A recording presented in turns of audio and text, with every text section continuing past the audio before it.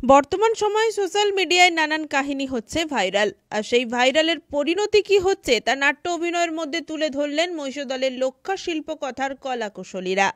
বৃহস্পতিবার ছিল বিশ্ব নাট্য দিবস। দিনটিকে সম্মান জানাতে মহিষদলের 54 বছরের প্রাচীন মল্লার নাট্যগোষ্ঠীর উদ্যোগে মহিষদল রবীন্দ্র পাঠাগারে 2 দিন ব্যাপী নাট্য উৎসবের আয়োজন করা হয়। রাজ্যের বিভিন্ন জেলার মোট 4টি দল প্রতিদিন 2টি করে নাটক পরিবেশন করে। শুক্রবার মহিষদলের লক্ষা শিল্পকথা নাট্য সংস্থা তা অভিনীত করে ভাইরাল নামক নাটক।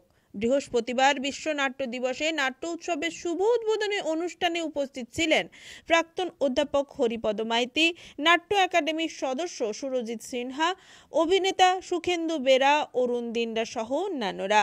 মহিষদলের লক্ষা শিল্পকথার ডাইরেক্টর উত্তম দাস জানিয়েছেন, বর্তমান সময়ে তারা প্রায় সকলেই প্রতিনিয়ত মন্তব্য করে থাকেন Facebook, WhatsApp, YouTube, Twitter, IMO ইত্যাদি বিভিন্ন অ্যাপসের মাধ্যমে কোনো অপ্রয়োজনীয় ঘটনার ভিডিও।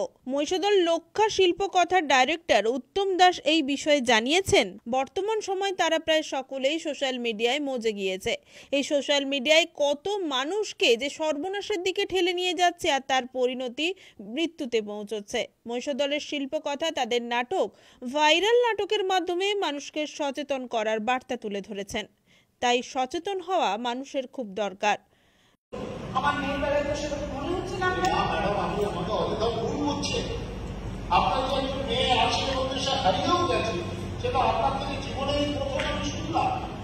এতক্ষণ ধরে ওনার সঙ্গে আমার এত কথা হয়েছে, আপনি জিজ্ঞেস করে দেখুন এটা করে আপনি মৃত্যু বিষয়েও কিছু সময় জানান। আপনি আমাদের কখন জিজ্ঞাসা করলেন না আমি রিসেন্টলি কিছু হারিয়েছি না? হ্যাঁ বললাম, আমি আপনি বেশি বলেছেন। হ্যাঁ স্পষ্ট করে আপনি আমাকে বললেন যে আপনাদের বাড়িতে যিনি কাজকর্ম দেখাশোনা করতেন তার মাথাটা খারাপ হয়ে গেছিল, তার বাড়ির লোকদের সেটাকে নিয়ে গেল। ভদ্রলোক প্রায় 20 বছর আপনাদের সঙ্গে ছিল। ভদ্রলোকের নাম মুকুন্দ। হ্যাঁ এই মুকুন্দর মাথা খারাপ হওয়ার কয়েক মাস